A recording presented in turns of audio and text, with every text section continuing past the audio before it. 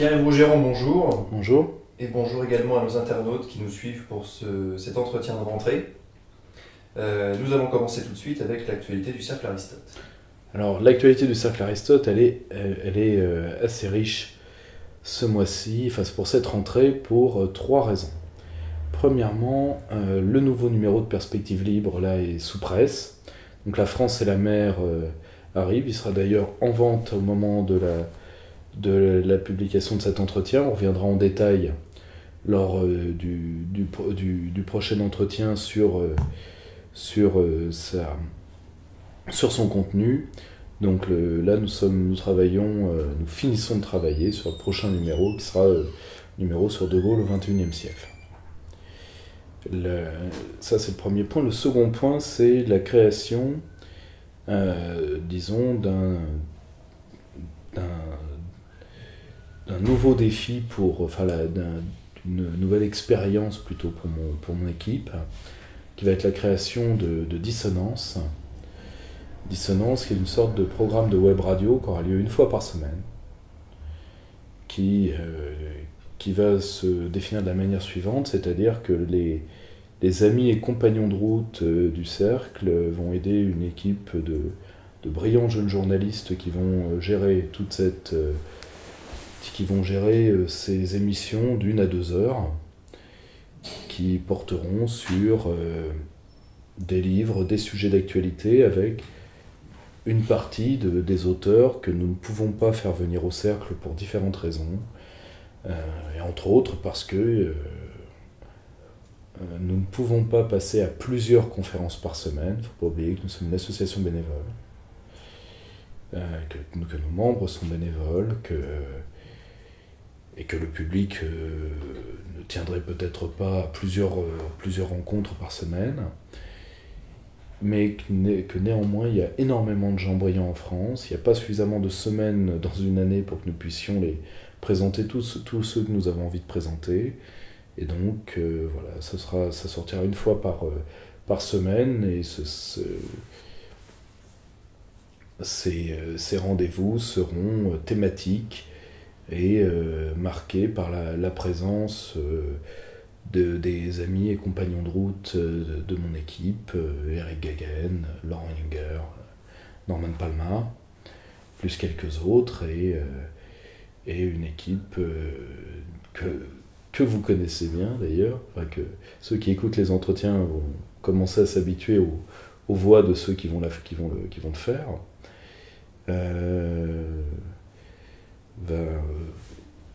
Va permettre encore d'élargir notre travail sur des sujets parfois plus pointus qui sied mal à l'organisation de conférences. Ça me permet, avant de venir au troisième point par rapport à l'actualité de l'équipe, ça me permet de faire un aparté très léger sur deux choses qui nous sont très régulièrement reprochées. Premièrement, ce qui est reproché énormément au travail que nous faisons, c'est son caractère sérieux, de se prendre au sérieux. J'avais entendu ça il n'y a pas longtemps. Tout simplement parce que je suis aujourd'hui, et plus pour très longtemps d'ailleurs, vu que là, beaucoup d'intellectuels membres de l'équipe commencent à publier, déjà à publier depuis un certain temps leurs travaux, mais doivent faire de plus en plus de conférences autour d'eux. Je pense particulièrement à la brillante conférence de notre ami Clément Nguyen sur l'Arabie Saoudite, une conférence excellente, qui pose le problème de la multipolarité à partir d'un État. Et là, ça porte le débat à niveau. Donc je comprends tout à fait qu'il y ait des gens qui nous reprochent d'atteindre un niveau qu'ils ne peuvent pas atteindre. Ça, c'est très triste. Et je compatis, autant que je peux. Mais surtout, il faut savoir que moi, je me considère comme porte-parole, pour l'instant. Et j'ai la chance que mes camarades fassent du travail sérieusement, et j'essaye de parler sérieusement du travail qui est fait. Car sinon, si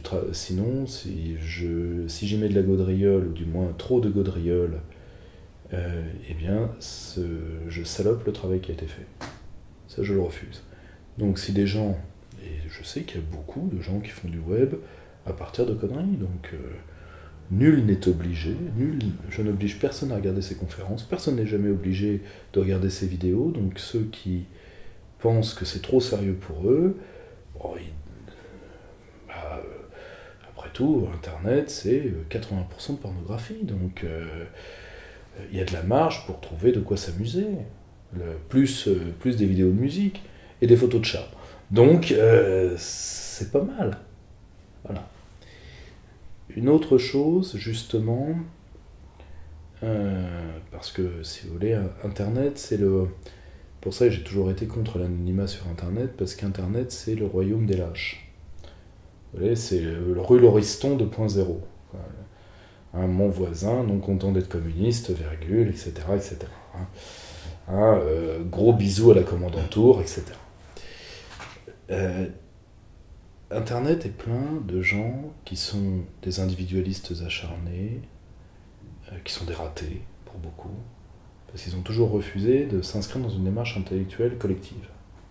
Bon. Ce faisant, ils crachent avant tout sur les gens qui font quelque chose, parce qu'eux, ils sont dans le système Mikado, le premier qui bouge a perdu, et ils peuvent vivre, ils vivront toute leur vie de ce ressentiment. Une sorte de poison dans les veines, pas grave, hein, c'est une version petit tambour d'Alien, d'avoir de l'acide dans les veines. Mais là encore, nul n'est obligé de regarder le travail de mes équipes. Il y a des tas de gens qui font des choses soit très bonnes, soit très mauvaises. Il y a rarement de juste milieu sur Internet. Comme dirait l'autre, passez votre chemin, même si, comme dit un vieux proverbe, beaucoup d'ennemis, beaucoup d'honneur. La seule chose, c'est que, voilà, comme je suis père de famille, il y a des choses que je supporte difficilement d'entendre, de la part de petites choses qui se croient anonymes, mais on peut démasquer n'importe qui sur Internet. Il ne faut jamais l'oublier non plus. Donc voilà, moi et mes équipes, nous serons un tout petit peu plus vigilants sur ce genre de faits à l'avenir. Et troisième point d'actualité, c'est pour ça que c'est une rentrée très riche pour nous,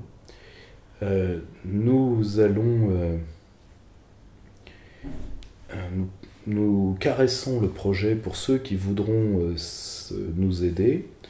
Nous caressons deux projets. Premièrement, le projet des promos.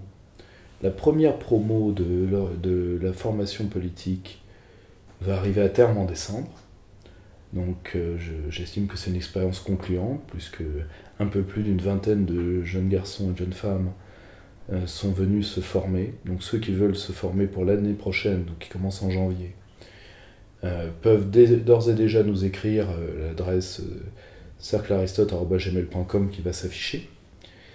Et justement pour approfondir cette culture politique, d'ailleurs un système de web privé est à l'étude pour nos amis de province qui ne pourraient pas être à Paris.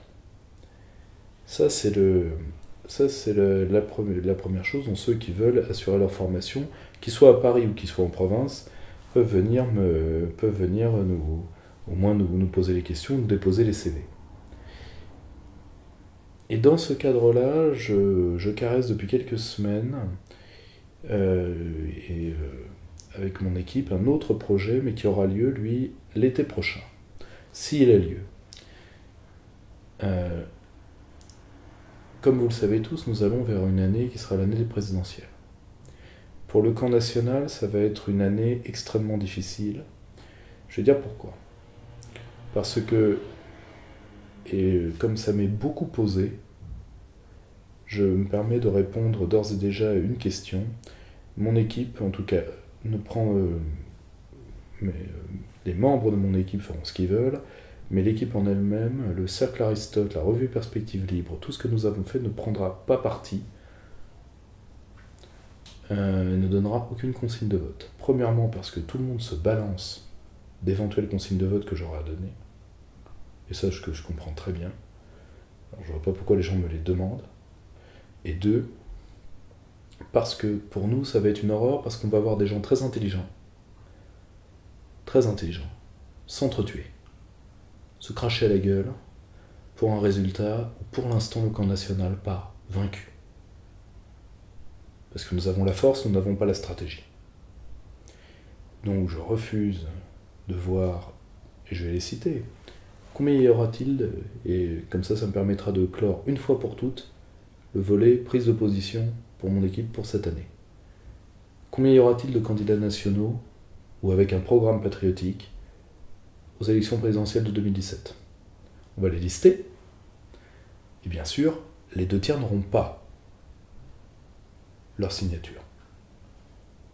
Mais entre ceux qui vont se dauber les uns et les autres pendant la querelle de signature, puis ceux qui vont se cracher à la gueule pendant la campagne, on va assister à une curée. Et comme ce sera au pire Juppé, et au mieux Sarkozy, ou Hollande, parce que mieux vaut encore Sarkozy ou Hollande que Juppé, qui est quand même le pire de tout, bah, croyez-moi que ça fait moyennement plaisir, parce que le repris de justesse bordelais, l'échappée du Banzai,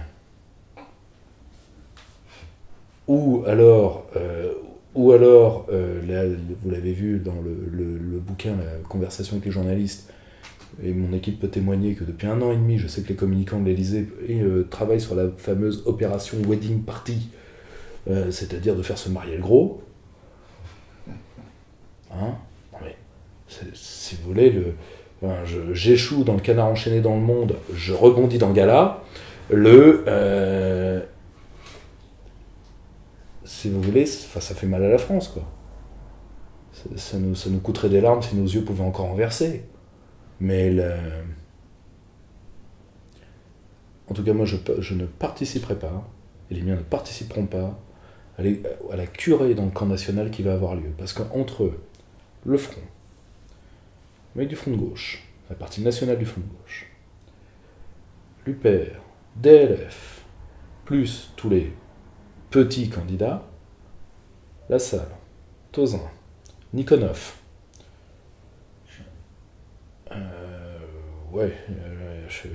Cheminade dans la partie de son programme qui est des trucs nationaux, ce qui est quand même portion congrue, et on ne sait pas combien d'autres, sans compter les caricatures qui se mettent en scène pour nous discréditer et qui se reconnaîtront elles-mêmes, hein, des gens qui aiment moyennement le jazz particulièrement. Moi j'aime le jazz. Mon père est un mordu de jazz. La musique noire a révolutionné la musique au XXe siècle. Le jazz, c'est une grande révolution de changement anthropologique de la musique. C'est une grande révolution. Il y a des gens qui n'aiment pas ça, qui voudraient l'interdire d'ailleurs. On avait vraiment besoin de ça. Les intéressés se reconnaîtront. Or, ça m'est énormément posé, il n'y aura pas de consigne de vote. Je ne pense pas participer à titre personnel, vu qu'il y a même des questions qui sont allées jusque-là, à quelconque type d'élection. En tout cas, pas pour le moment. En réalité, ce que je voudrais, c'est que 2017 soit l'événement, disons, du plus jamais ça. Parce que vu comment les nôtres vont s'écharper pour aller à la défaite à l'abattoir, parce qu'à un moment, il faut bien comprendre que nos défaites, premièrement, dépendent plus de nous que ce que nous pensons, mais n'entraînent pas que nous. Premièrement, ces défaites seront payées par nos enfants. Deuxièmement, ce n'est pas notre ego personnel qui sera blessé d'être battu. C'est la France qui perdra. Ou alors on fait tout ça pour des querelles d'ego. Ça c'est très bien. Là, ça doit se régler. Là, la psychanalyse peut servir à quelque chose. Donc, moi ce que j'aimerais, c'est que d'ores et déjà, à l'été qui suivra l'élection présidentielle, soit organisée avec ceux qui le voudront, une convention, une université d'été, collective, pour une fois, qui aura lieu en dehors de Paris, certainement dans l'Ouest. Et si qui que ce soit peut nous donner une aide logistique, je suis entièrement preneur, là encore à l'adresse cerclearistote@gmail.com, pour parler la France 2050-2100. À un moment, il y a deux questions à savoir. Quel projet et comment on prend le pouvoir? Parce qu'aujourd'hui, je constate que les querelles d'ego qui ont toujours divisé le camp national ont amplifié avec le web de telle manière qu'il n'y a plus de travail théorique qui est fait. Alors moi je me rappelle d'un temps, le parti souverainiste était un parti où il n'y avait pas assez de monde pour qu'il y ait des égos, mais où il y avait beaucoup de travail qui était fait. Il faut pouvoir donner un projet de société aux Français. Parce que nous allons, c'est d'ailleurs le thème de mon prochain livre qui tarde un peu, je m'en excuse, mais et j'en ai donc 24 heures. Il faut penser, pour la France, les grandes étapes du monde qui vont nous tomber dessus. La mutation du système économique. Il n'est pas dit que le capitalisme tel qu'il est vive encore 30 ans. Personnellement, j'y crois pas. Pas en termes de ressources, en tout cas. La multipolarité technologique. Le problème démographique. Or, la solution à tout ça, c'est la souveraineté. Oui, mais la souveraineté, c'est une forme. Comme la France. La francité, c'est une forme. Une forme, pour que ça perdure, ça doit changer pour rester la même. J'espère me faire bien comprendre. Alors, à un moment, il faut y réfléchir pour pouvoir sortir une avant-garde. Sinon, nous porterons tous la responsabilité de la défaite définitive de notre pays. Parce que c'est l'existence même de la France, à 30 ans, qui est... Dans 30 ans, la France peut avoir disparu. Elle peut avoir implosé d'un point de vue territorial, substitution de population. Voilà, ça peut être terminé. Ça aura été une aventure de 2000 ans. Plus de 2000 ans. Voilà. Titre personnel, je m'y résous pas. Et je pense malheureusement qu'au jeu à la fois de l'ego, de la communication, nos ennemis nous battent, et que notre division fera le reste. Et j'ai encore plus peur de l'après-défaite, parce que, comme on n'aura pas fait ce qu'il fallait, on va se retourner contre certaines personnes, parce qu'elles auraient trop professionnalisé le discours, ou peut-être trop adouci, ou trop, etc. On va se retourner contre des gens qui ont apporté un nouveau souffle au camp national, pour pouvoir retourner dans les obsessions. Ça aussi, j'y participerai pas. Malheureusement, j'attends les règlements de compte de manière malheureusement assez lourde. Donc ceux qui voudraient s'inscrire dans ce projet-là peuvent aussi nous contacter. Voilà. Et ben on va commencer tout de suite l'entretien avec la partie politique intérieure.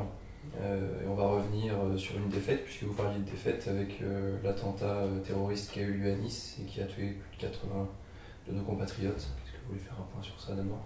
Alors, malheureusement, notre pays a vécu un été de saint. 2 attaques, plus disons, une généralisation d'attaques de guerre moléculaire.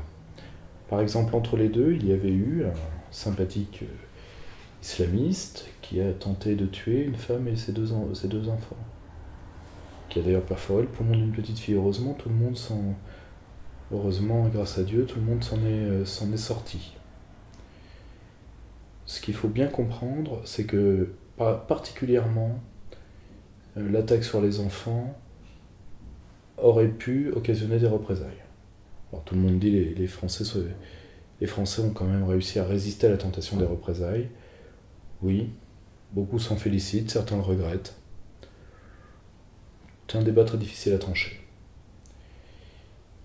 Bien évidemment, là, si vous voulez, je pense qu'il ne faut même plus parler de la réaction de la communauté musulmane en France, parce qu'elle a été la même que dans chaque attentat. Ces panneaux circulaires, rien à voir. Et surtout, là, on a quand même été dans un pas de plus, parce on a publié tout de suite, 30% des victimes étaient d'origine musulmane, donc grosso modo, fermez vos gueules. Premièrement, un islamiste a le droit, d'un point de vue textuel, lors d'une opération de tuer des musulmans accidentellement, j'ai dit. Deuxièmement, ça veut dire que tous ceux qui sont morts ce jour-là ont été traités comme les morts de la criminalité. C'est-à-dire comme des morts blanches. Je vous donne un exemple le plus terrible. Personne n'oubliera la photo de la petite fille et du dodo. Personne n'oubliera jamais ça. C'est une photo qui vous bouffe. Or, a-t-on parlé de la petite fille? Non. On a parlé d'un autre pauvre gamin, un pauvre môme, qui est mort de manière atroce. Pourquoi? Parce qu'il était tunisien. Mais la petite, on n'a pas parlé. Et ce faisant, ceux qui ont voulu surcommuniquer sur le nombre de musulmans morts ne leur ont vraiment pas été utiles. Parce que résultat, on a traité les autres comme rien, c'est-à-dire comme les morts de la criminalité de tous les jours, fait en plus par les mêmes populations majoritairement. En plus, comme on sait que le fameux doudou de la petite fille qui était sous le drap de secours a failli être volé, que des gens ont défendu le corps de cet enfant contre des pillards, et je vous laisse deviner d'où venaient les pillards. Ça fait beaucoup, hein. Voilà. Donc si vous voulez, un moment qui ne dit mot consent. Au passage, il faut, pour les conséquences de cet attentat, il faut prendre les conséquences par degré. C'est-à-dire d'abord les conséquences en termes de sécurité intérieure. Les conséquences en termes de sécurité intérieure, de toute évidence à Nice, il y a eu des manquements. Il y a eu la fameuse affaire de on demande les banques vidéo. Et une dégradée de la police de Nice refuse, disant que c'était quelqu'un du cabinet du ministre. On a aujourd'hui le fin mot de cette affaire. En réalité, c'est un des services spécialisés rattachés au Premier ministre qui en a fait demander. Et elle a pensé que c'était le cabinet du ministre. Mais en réalité, c'est... J'ai lu la fiche signalétique des services, c'est vrai que c'est une... faut être très bon dans le jeu des arcades du ministère de l'Intérieur de la place Beauvau. Ça n'aurait pas pu de toute façon être politique parce que de toute façon la mise à la disposition de la justice de bande n'inclut jamais leur destruction. Ensuite, le fait même que cette histoire ait été entièrement interprétée par une large partie de l'opinion comme voulant effacer, comme une manœuvre visant à effacer les manquements en termes de sécurité, ça prouve le degré de légitimité du gouvernement. Plus personne ne leur fait confiance. Ensuite, ça aurait même pu se passer parce que, selon un bruit persistant, je dis bien bruit persistant, j'ai pas dit autre chose, le ministre Cazeneuve, de son petit surnom Casse-Vide, et comme je vous l'ai dit, je refuse qu'on l'appelle R2D2 comme certains l'ont fait, surtout maintenant que l'acteur qui jouait R2D2 nous a malheureusement quittés. Enfin, lui nous a quittés et Cazeneuve est là, qu'est-ce qui nous fait le plus de peine? Or, un bruit persistant fait état que le ministre Cazeneuve n'a toujours pas d'équipe. Son ministre prédécesseur, devenu Premier ministre, M. Valls, aurait laissé son cabinet précédent, dans en tout cas ses points les plus importants, à la place Beauvau. Et Valls aurait un droit de regard sur tout ce que fait Cazeneuve. C'est un bruit persistant. C'est à vérifier, malheureusement, qui connaît le mental de Manuel Valls, qui connaît l'architecture de la place Beauvau, qui sait ce que la place Beauvau peut faire dans une année présidentielle, et qui sait combien il est important pour un Premier ministre de bien surveiller son ministre de l'Intérieur, car généralement le ministre de l'Intérieur est utilisé depuis l'ère Mitterrand pour surveiller le Premier ministre pour le compte du président de la République, et qui connaît la réalité de l'homme François Hollande, qui est beaucoup moins sympathique et beaucoup moins débonnaire que ce que vous imaginez. Il est comme Chirac, plus intelligent et moins gentil que vous le croyez. En tout cas, c'est ce que tous ceux qui l'ont approché pensent. Est-ce que c'est vrai? Certainement. Enfin, moi, je pense qu'il y a une part de vrai. Mais en tout cas, ça veut dire que les attentats ont fait voler le peu de crédibilité que ce gouvernement avait. Et qu'il faut repenser entièrement notre système de sécurité intérieure. Le problème, c'est que nous entrons dans une année électorale. Et électoralisme et intelligence étant des termes qui s'excluent, nous allons avoir un grand problème à remettre à plat ce système de défense. Je donne un exemple. Monsieur Ciotti, qui a priori a très très très envie d'être ministre de l'Intérieur d'un gouvernement de droite à venir. Vous croyez pas? Moi je sais pas. Je trouve qu'il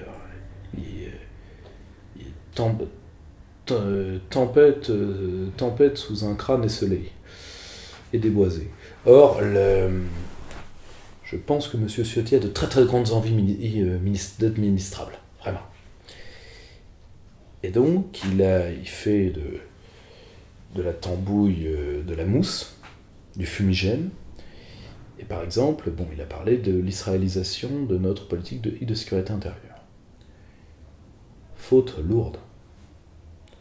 Il est bien évident que Israël, dans sa défense et dans sa militarisation des populations, est évidemment l'un des multiples exemples de sécurité intérieure que nous pouvons étudier.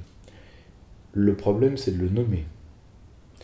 Pourquoi? Parce que s'il y a une seule chose qui intéresse politiquement la communauté musulmane française, c'est certainement pas quand on tue des Français en criant à la Akbar, c'est la cause israélo-palestinienne. Or, ce faisant, en parlant de manière légère de l'israélisation de notre politique de défense, on fait entrer toute la complexité d'un conflit extérieur dans nos problèmes de sécurité intérieure. Et surtout, si on s'identifie à la puissance israélienne, d'autres vont s'identifier à d'autres gens au sein de ce conflit, et on n'en sortira pas. Donc c'était inintelligent au possible de la part d'Éric Ciotti de faire ce qu'il a fait. On peut le remercier. Qui connaît le personnage sait qu'il a une très très longue carrière de bouse derrière lui, donc c'en est une parmi d'autres. Voilà. Hein, c'est fameux, vous savez, pour un animal rampant, tout ce qui vole est un aigle, hein, quand bien même ce serait un pigeon. Et là, pour le coup, le pigeon nous a déposé quelques chiures. Bon, admettons. Alors, en fait, et là, tout le monde est allé tout le monde est allé de sa petite mesure. Il faudrait faire ci, il faudrait faire ça. Bon. Il faut bien comprendre que les choses doivent être prises, premièrement, de la manière la plus radicale possible. Comme disait Danton, soyons terribles pour éviter au peuple de l'être, mais de manière méthodique. Le terrorisme islamique vient de quoi? De l'immigration, déjà. Premièrement, l'immigration. Donc l'immigration et l'accès à la nationalité. C'est un chantier en soi. C'est-à-dire comment on arrive à tarir l'immigration et comment on se débarrasse de la partie la plus de la partie problématique des populations qui en sont issues. Ensuite, il y a le problème de la substitution culturelle. Est-ce que la laïcité est la réponse? Est-ce que la laïcité suffit? La laïcité est pensée, comme le dit très bien Rémi Brague, dans un rapport, pas entre l'État et les cultes, mais entre l'État et les religions chrétiennes, et à la rigueur la religion juive. En 1905, elle n'a été pensée que comme ça. Et c'était avant tout entre l'État et l'Église. Est-ce que la laïcité qui a été pensée en termes chrétiens suffit face à l'islam? C'est ça la question aussi qu'il faut poser. Parce qu'on analyse l'islam comme si c'était le christianisme. Mais le problème, c'est que le versant politique du christianisme est un versant qui, déjà en 1905, avait été très très amoindri. C'est pas le cas. Et surtout, le versant politique chez les chrétiens n'a jamais pris le visage d'un contrôle social aussi fort. Jamais. Sauf dans quelques sectes protestantes, mais nous, on n'est pas concernés.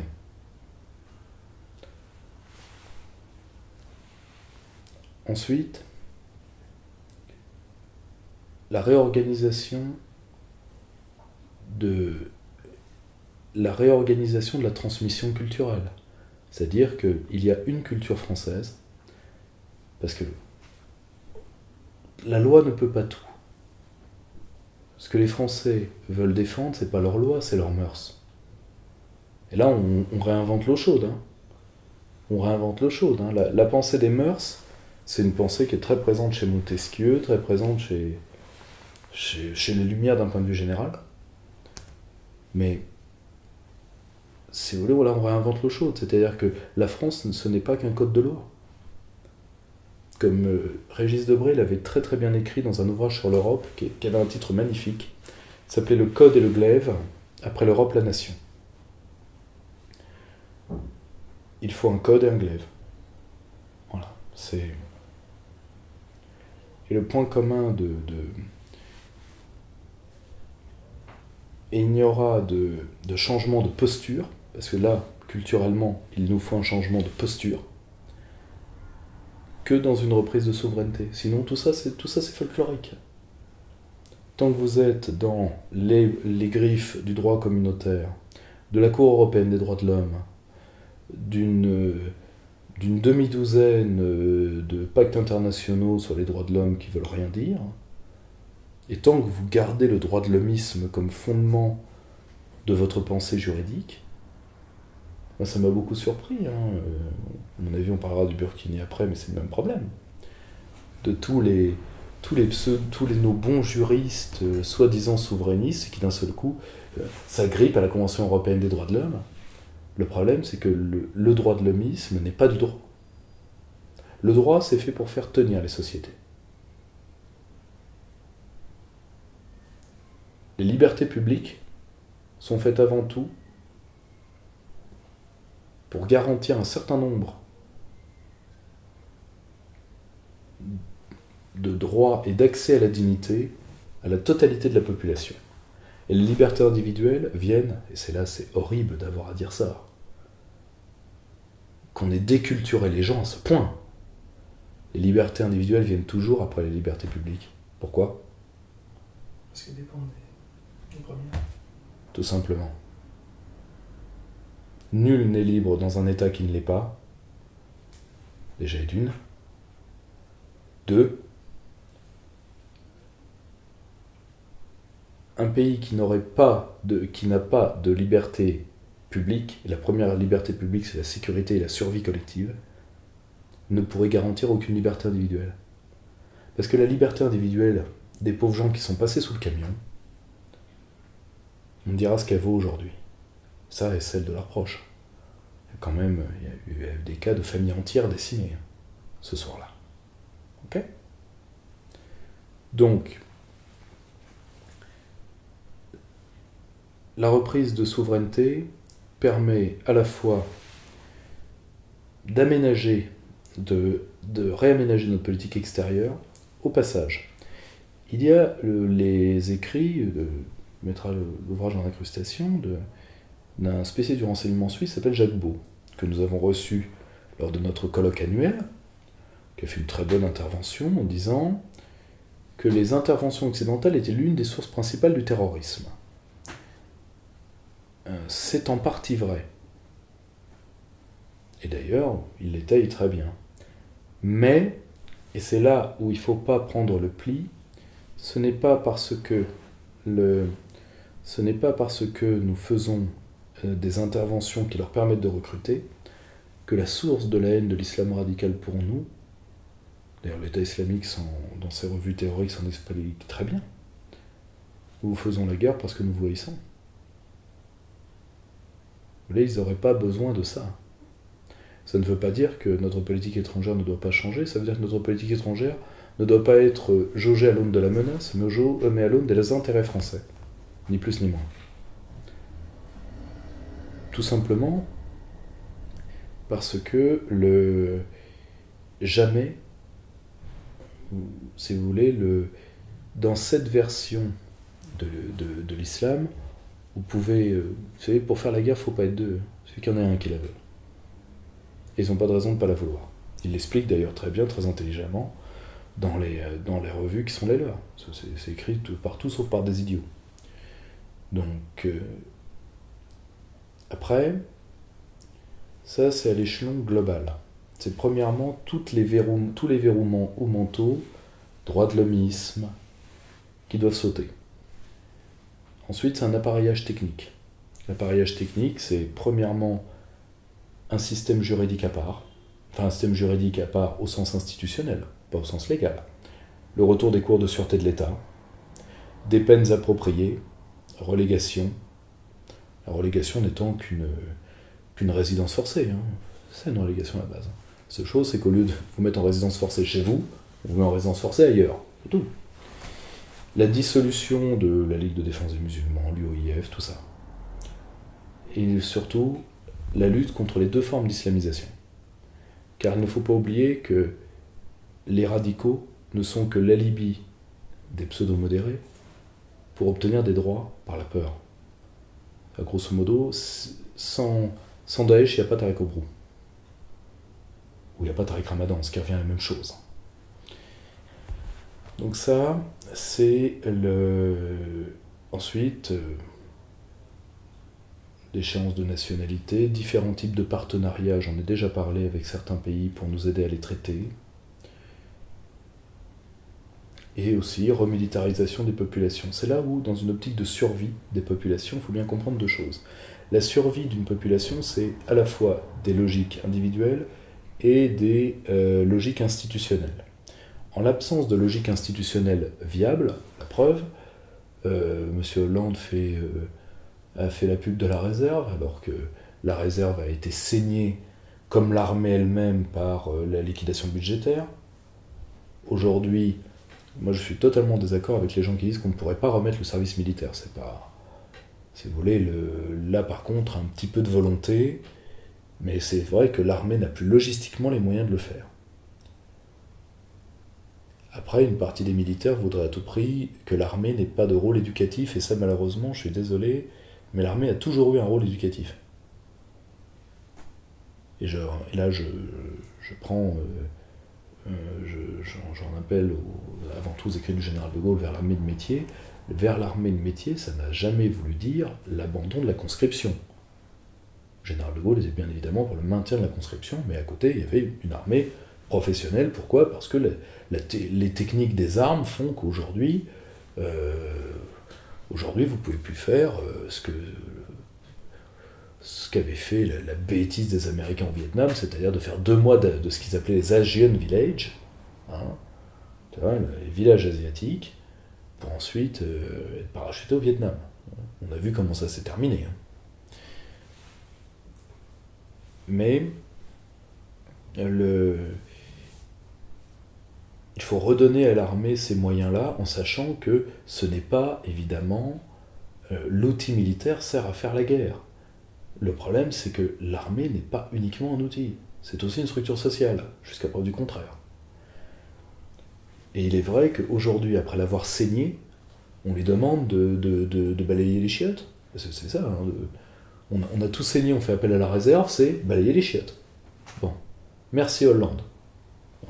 On n'en attendait pas moins de lui. Hein.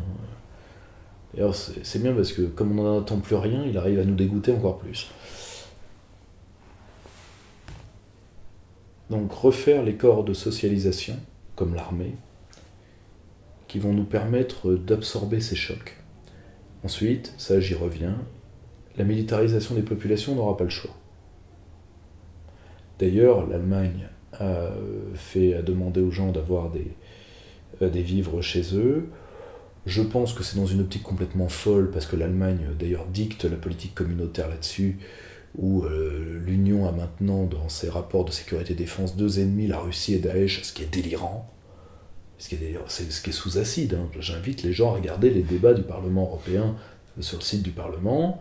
En streaming, c'est en très mauvaise qualité. Comme tout d'ailleurs dans ce truc-là, c'est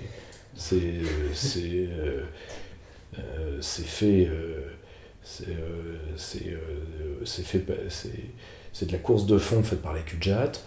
Or, mais c'est ahurissant. Vous voyez les débats sur la guerre hybride que les Russes et Daesh, d'ailleurs parfois même en liaison, font contre l'Union européenne. Enfin, c'est délirant. Tout le monde veut le nom du fournisseur de ces gens-là, parce qu'elle doit être vachement bonne. C'est de l'hallucinogène lourd. Vraiment, on est... disons, c'est une prise de sang faite à Jean-Louis Borloo, quoi. Donc, un truc, vous en laissez tomber 3 gouttes, il y a un trou dans le plancher. Donc,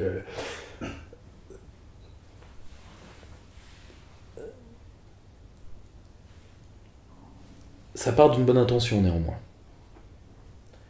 Or, nous allons devoir aller vers la militarisation des populations, ce qui, de toute façon, ne peut nuire à personne, de toute manière. Pourquoi ? Parce que des gens se rendent compte que leur vie est infiniment plus que leur vie, qu'une partie de la sécurité de la leur et de leurs concitoyens leur échoit, ça, c'est pas plus mal. Ça les réveille de l'avachissement qu'est le leur actuellement. Donc, moi, ça me pose pas de problème, mais après, bon, on peut être en désaccord avec certaines idées, je pense. En désaccord, en accord. Bon, il y a eu des idées faites, disons, comment dire, données un peu légèrement, voire humoristiquement, comme Jean Lassalle qui demande les arts martiaux à l'école. Non mais, c'est pas faux du tout. Moi je dirais juste dans quelles écoles ? Tout comme le service militaire, il y a des populations qui déjà s'engagent dans l'armée pour pouvoir apprendre à combattre notre armée. Parce qu'il y a, dans chacun de nos corps de défense, police et armée, tout comme dans l'enseignement, il y a des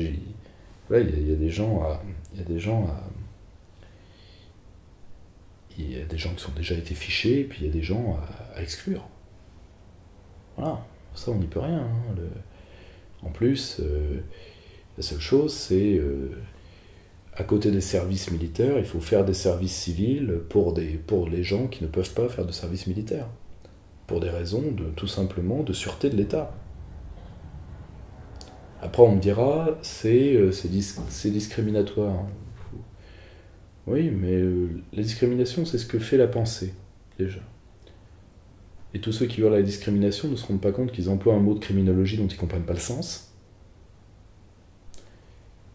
Et qu'en fait, on va être obligé, dans cette militarisation des populations, de pouvoir, que chaque gamme de population reçoive son rôle dans la défense civile et militaire. Bon. De toute façon, c'est une trame à laquelle on n'échappera pas. D'un certain côté, d'un point de vue social, elle ne peut faire que du bien. Parce que premièrement, ça refait du brassage social. Le service militaire, ça faisait ça. Au passage, un service militaire réel, pas le service militaire à la papa. C'est-à-dire, on a 3 heures de garde en 1 an de service, pas le service militaire à la papa. Mais un vrai service militaire, ça ne peut qu'aider à la concorde civique. Et c'est responsabilisant pour les jeunes hommes et pour les jeunes femmes, et bien évidemment, parce que l'armée, c'est aussi des conditions, et ça ne peut servir que du bien aux conditions physiques des populations. Je rappelle quand même que nous avons aussi une part de notre population qui est en mauvais état, en termes d'augmentation de l'obésité morbide, etc. Et surtout, il faut des socles pour refaire un peuple. Donc voilà. Après, il y a le dispositif sécuritaire pur, ça j'en ai déjà parlé, renseignement policier, et surtout, culture de défense. Et là, par contre, il y a un rôle de l'école C'est ça qui va être le plus dur. C'est-à-dire, voilà, reprendre ce qu'on appelle l'horizon de la guerre. Ce qui est le meilleur moyen de se prémunir contre la guerre réelle. Mais bon, ça va... Je pense malheureusement que les islamistes vont nous y aider, parce que la prochaine fois, ce sera quoi? Une école? Une crèche? Là, pour le coup, il y aura des représailles. Certainement. Qui seront regrettables. Mais à un moment, on peut difficilement imaginer qu'une population puisse supporter ça. Justement, là-dessus, il y a eu un peu deux types de réactions diamétralement opposées. On a vu que une réaction d'une branche du FLNC qui a plu à un certain type de personnes parce qu'il y avait un regain de virilité. Et de l'autre côté, on a eu Édouard Louis qui a attaqué Manuel Valls en disant finalement c'était pas vraiment la faute des terroristes, c'est une question de misère sociale et de pauvreté. Ah d'accord. Édouard Louis. Ah c'est lui qui s'est attaqué à Gauchet, qui faisait commencer le national-socialisme à Gauchet. Le national-socialisme devient large. Hein. Oui. Un jeune homme plein d'entrain et de talent m'avait dit Édouard Louis sort du bois, mais on ne sait pas de quel bois sort-il. Parce que c'est vrai qu'il y a des hommes dont on se demande de quel bois il se chauffe, lui on se demande de quel bois il sort. Mais Vincennes ou Boulogne, je voulais choisir. Mais alors, je crois que c'est un intello, lui. Il se prétend tel. C'est un écrivain. Écrivain bourdieusien, oui. J'ai pas eu le temps de lire ça. Mais et puis la vie est courte. Et la vie est courte et Édouard Louis doit être long. Donc non. Et la misère sociale. Le terrorisme comme la criminologie, si vous voulez, il y a une sorte de haine anti-pauvre que d'ailleurs M. Louis porte sur lui, vu que je crois qu'il vient de Lille, c'est ça? Ouais, il vient de Lille. Il avait fait un bouquin où il disait qu'il sortait d'un peuple de pecno-homophobes, ou un truc de ce genre-là. Et donc il s'en prenait aux prolos, parce que les prolos ne seraient pas suffisamment gay-friendly. C'est exactement ça. Et d'ailleurs pour défendre les islamistes, dont on sait tous que il y avait une gay pride à Raqqa toutes les semaines. Hein, non mais je sais pas s'il se rend compte qu'il prend la défense de gens qui balancent les homosexuels depuis les immeubles pour se foutre, pour s'attaquer au pilier de bar lillois qui a dû dire un vague PD entre deux vols en rase-motte au-dessus de ballons de Muscadet. Or, non mais, ça c'est l'intelligentsia terminale. C'est la déchéance terminale de l'intelligentsia. Bon. Or, la misère sociale, il faut quand même bien comprendre que la plupart des mouvements islamistes ont des gens structurés, qui ont fait des études supérieures. Lisez la revue de l'État islamique. Hein. C'est tout sauf écrit par des débiles. Par contre, ils reprennent, par exemple des critiques d'ouvrages sur le Moyen-Âge, etc., toute la propagande gauchiste de haine de nous-mêmes. Ils reprennent tout. Ils sont pas bêtes. Ils savent que ça marche. Ils savent que ça marche. Et donc, la misère sociale, il y a derrière un racisme anti-pauvre extraordinaire. C'est-à-dire, vous excusez les pauvres par anticipation, d'égorger les enfants. Bon. Ça vient d'une perversion hugolienne. Parce que c'est vraiment la débilité qui est gentillette, mais qui est débile quand on connaît les dossiers. Fermer une prison, ouvrir une école, c'est faux. Tout ça est faux. Et pour le terrorisme, c'est tout aussi faux. Ça vient du dernier jour d'un condamné. Qui est magnifique. Parce que c'est du Hugo, donc c'est magnifique. C'est magnifique au bas mot. C'est grandiose au bas mot. C'est du Hugo. Mais c'est malhonnête. Parce que le dernier jour d'un condamné, il y a un truc qui manque. Le crime. On ne sait pas ce qu'il a fait. Donc évidemment, comme on ne sait pas ce qu'il a fait, il est innocent. Ah oui. Donc on vit le dernier jour d'un homme qui va monter sur l'échafaud. Comme on ne sait pas ce qu'il a fait, on en conclut qu'il n'a rien fait. On aurait dit qu'il aurait ouvert une petite fille au couteau en deux. On l'aurait accompagné à l'échafaud avec beaucoup plus d'entrain. Hein, Tu vois le problème. Donc, c'est... alors, mais ça se retrouve chez tous les experts qui soutiennent ces gens-là.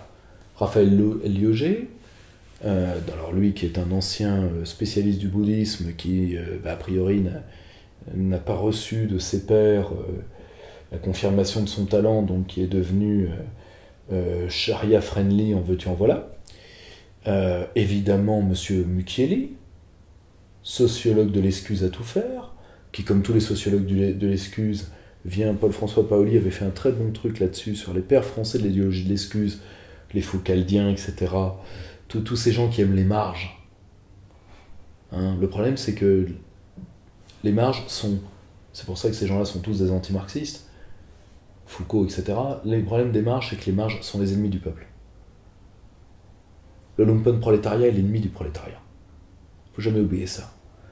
Hein, comme dit un de mes très très tendres amis, grand historien, ancien trotskiste, il faut des solutions pour les marges. Or, non mais, Foucault, c'est ça. Foucault, c'est le venin des marges. En plus, un venin ténébreux, parce que, à l'image de l'homme, un grand génie, Foucault. Mais une œuvre dangereuse. Pas à mettre entre toutes les mains. Même chose pour Bourdieu, que M. Louis aime particulièrement. Premièrement, il n'a pas le niveau de comprendre Bourdieu, déjà d'une. Deuxièmement, Bourdieu est un homme qui était... le grand philosophe catholique Pierre Magnard l'a très bien connu, c'est un homme parfaitement honnête, à titre personnel. Mais surtout, c'est un homme qui avait été brisé, son premier livre d'ailleurs est sur l'Algérie. Un homme qui avait été brisé parce qu'il avait vu en Algérie. Et par exemple, ce qu'il a dit, ce que Bourdieu a écrit sur la reproduction, etc., n'est pas faux. Mais il ne se rend pas compte que les idées, pas les siennes, mais celles de gens qui se sont réclamés de lui, ont servi à la reproduction. Parce que quand Bourdieu commence ses écrits, il y a encore les legs de l'Ergolienne. Je rappelle qu'en 1967, un tiers de la promo de l'ENA, c'est des fils de prolo. Aujourd'hui, on est à 1%. C'est-à-dire qu'il y en a un pour, comme c'est à peu près une promo de 100 personnes, il y en a un qui est fils de classe moyenne. Le prolétariat est devenu l'argent. Donc, si vous voulez, toute cette culture de l'excuse est infantilisante. Elle est reprise par nos ennemis, parce qu'ils sont trop contents qu'on leur donne des arguments, évidemment. Que ce soit la petite criminalité qui, dès qu'elle arrive devant un magistrat complaisant, parce que le versant judiciaire de ces théories-là, c'est la défense sociale. C'est-à-dire tout est de la faute de la société. Ce qui est du rousseauisme, c'est mal digéré. Parce qu'à partir de Rousseau, on ne devrait pas arriver à ça. Eux, ils sont arrivés à trouver ça. Donc ça, c'est des corps entiers qui doivent être reprogrammés. Sinon, ils auront du sang sur les mains. Ils auront du sang sur les mains. Et toute cette culture-là de l'excuse, elle doit être détruite parce que les facteurs criminologiques, Xavier Hofer se tue depuis 20 ans à l'expliquer, il l'explique très bien, les facteurs criminologiques n'y sont pas. Que ce soit le terrorisme ou que ce soit la criminalité, vu qu'aujourd'hui il y a franchissement de la barrière d'espèce entre les deux, c'est simple, les départements les plus pauvres ne sont pas les plus criminogènes et de loin. Parce que la vraie pauvreté, elle n'est pas en Seine-Saint-Denis, elle est dans le Cantal et dans la Creuse. Or, il n'y a pas de grand banditisme dans le Cantal ou dans la Creuse. Point. Pour le FLNC, je dirais pas du bien du FLNC, parce que c'est quand même quelque chose qui s'oppose à la France, mais voilà, bon, à un moment, quand vous refusez, pour cause de droits de l'homme, de défendre les populations et d'en faire des morts blanches, eh bien, il y a des gens qui vont pas supporter ça. Voilà. C'est tout. Il y a des gens qui vont pas supporter ça. Donc, moi, j'ai pas d'affection particulière, vous l'imaginez bien, pour le FLNC, mais à un moment, le FLNC n'est que l'expression d'une défense populaire. En tout cas, comptez pas sur moi pour condamner ça. Hein. Voilà. On passe à un autre attentat, malheureusement, parce qu'on en est là. L'attentat terroriste qui a eu lieu dans l'église Saint-Étienne-du-Rouvray, avec l'égorgement du père Hamel. Alors, il y a eu celui-là, et puis on a eu un autre dont on n'a pas parlé, qui était le français, français de papier, qui a tué une touriste en Asie en criant à la Akbar, je crois en Australie. Alors, ça nous permet de faire 3 points. Parce que si on analyse le profil, premièrement le profil de les 2 assassins, il y avait un converti dedans. Bon, généralement ce qu'il y a de pire, parce que faut savoir une chose, ils prennent de nouveaux noms, ils changent de filiation, ils changent de culture, et donc eux ils portent en plus la haine d'eux-mêmes, quoi. Et d'un certain côté, bon, bah, à un moment ou à un autre, parce que tout le monde dit on va s'accrocher aux droits de l'homme, on ne fichera pas les populations à risque, c'est pas grave, le peuple va le faire. Le peuple va le faire, c'est tout. Donc, soit vous prenez... Vous savez, l'État a une certaine fonction de bouc émissaire également. Parce que l'État est là pour se salir les mains. Je rappelle que la délégation du droit de tuer et de se défendre que les peuples ont donné aux États n'est pas une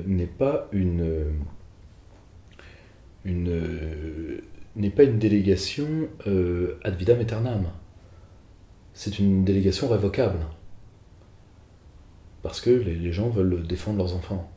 Tout simplement. D'où la légitime défense. D'où la légitime défense. Qui d'ailleurs, là encore, doit être retravaillée en France. Moi je ne suis pas, partisan d'étendre la légitime défense, mais 2, partisan de l'inviolabilité du domicile comme le font le droit anglo-saxon. C'est-à-dire, t'essayes d'entrer chez moi, je te flingue. Bien évidemment avec un allègement lourd du permis de port d'armes, mais ciblé sur certaines populations. C'est très simple. Il ne s'agit pas de fichage ethnique, loin de moi cette idée. Vous avez un casier judiciaire, pas accès aux armes. Ça suffira largement. Donc, après on me dira, non mais c'est horrible, parce que ça va faire des meurtres de masse. Bah oui, parce que tout le monde sait qu'un meurtre de masse, c'est un fusil à pompe qui sort de son placard, qui s'autocharge, qui rampe sur sa crosse jusqu'à une boîte de nuit et qui ouvre le feu. Et après, qui rentre en dépression. Il faut bien voir que le problème des tueurs de masse, parce que je sens le truc venir, parce que c'est justement sur le fondement des possibles tueries de masse que l'Union Européenne elle entend désarmer les Européens, y compris les Suisses. C'est à quoi Oscar Freisinger a raison de leur dire, si vous pouviez vous faire foutre, ça serait pas plus cher. Or, non mais, premièrement, l'arme et la violence sont 2 choses différentes. Il faut une culture de l'arme. Je donne un exemple, le droit de permis de port d'armes entre le Canada et les États-Unis est le même. Je crois que le nombre de tués par balle est proportionnellement aux populations inférieur par 4 ou par 5. Donc, si vous additionnez l'arme et la culture de la violence, oui, mais la culture de la violence, ça peut avoir le haut couteau. Prenez la Grande-Bretagne, il y a beaucoup de tués, mais qui sont tués à coups d'objets contondants et de couteaux. En plus, on surestime la violence américaine par arme. Parce que sur plus de la moitié, ce sont quand même des suicides par arme à feu. Alors, ce sont des tués par balle, oui, mais quelqu'un qui veut se suicider, l'autopropulsion sous l'autobus, le nœud coulant, l'overdose de médicaments, le bain saignant, il y a beaucoup de choses pour mettre fin à ces jours. Donc, ensuite, ça c'est pour permettre aux populations de se défendre. Après, il y aura nécessairement une méfiance qui va s'installer, oui, surtout de la part des catholiques, parce que beaucoup de catholiques, comme c'était le cas du père Amiel, d'ailleurs, ont aidé à la construction de mosquées pour défier la laïcité. Et ils en sont bien rétribués. C'est horrible, d'ailleurs, pauvre homme mort extrêmement dignement, parce que bon, à genoux, je crois qu'il a écrit, je crois qu'il a dit à un moment, va-t'en Satan, quoi, phrase d'exorcisme, quoi, quasiment. Voilà, mais la seule chose, c'est qu'une partie de l'Église de France a joué un très très mauvais jeu vis-à-vis de Monseigneur Barbarin, qui fait graver dans la pierre de la cathédrale de Lyon, lui, Prima des Gaules, à la Akbar. faut être un grand... parfois, il y a des choses pas très claires qui se passent sous les soutanes, mais alors parfois la mitre rend dingue. Hein. Donc, ouais, le problème il est là. Donc, si vous voulez, il y a aussi une chose à laquelle on ne pense pas par rapport à cette multiplication d'attentats. Des pays sont en train de réfléchir à l'interdiction d'entrée des Français sur leur territoire. Il y a eu une blague qui a été faite il y a quelques jours aux Français habitant à Phuket. Ils ont reçu des extraits de sites internet disant que les autorités avaient pris acte, premièrement, que les racailles de banlieue parisienne venaient un peu trop en Thaïlande et à cause du terrorisme, et que tous les Français allaient être virés. Le consul a répondu, je crois même ce matin, lors de l'enregistrement de cet entretien, que c'était une blague. Le problème, c'est que tout le monde y a cru. Pourquoi tout le monde y a cru? Alors que les Français sont adorés en Asie du Sud-Est. Parce que malheureusement, c'est crédible. Or, il faut aussi encadrer les allées et venir de toutes ces petites racailles, voire même de créer un délit d'atteinte à l'image de la France. Pour les actes faits par des Français à l'étranger, c'est-à-dire tu rentres, tu manges, parce que tu as nui à l'image du pays, et même chose pour ceux qui s'attaquent aux touristes, parce que ce sont nos hôtes. Or, les attentats ont coûté très cher à la France, vu que 50% des Japonais ne sont pas venus, 30% ont des Chinois, et seuls qui ne nous ont pas laissé tomber, c'est les Américains. Mais les touristes asiatiques sont toujours obsédés par la sécurité. Or, nous avons besoin, au passage, il faudrait que le camp national arrête de mépriser un peu l'activité touristique. Pourquoi? Parce que quand on est un glandu, on voit le touriste comme un connard dont on aimerait se débarrasser. D'ailleurs, il y a des peuples autochtones qui ont lancé une opération internationale qui s'appelle Fuck Tourism. Mais si on est intelligent, le tourisme, c'est une voie d'influence. Notre art de vivre, etc. Pour pouvoir faire du dur, après. Si les gens nous aiment bien, faire du dur. Par exemple, beaucoup d'Américains aisés font apprendre le français à leurs enfants, même chose en Asie, parce que le français, c'est la langue du savoir-vivre. Exemple type, au Japon, et encore plus en Corée. Je rappelle par exemple que le championnat international de baguette française est remporté depuis 3 ans par des Coréens. Et que toutes les petites firmes qui font des petits déjeuners à la française, dans toute l'Asie, sont coréennes. Vous voyez ce que je veux dire, en termes d'influence?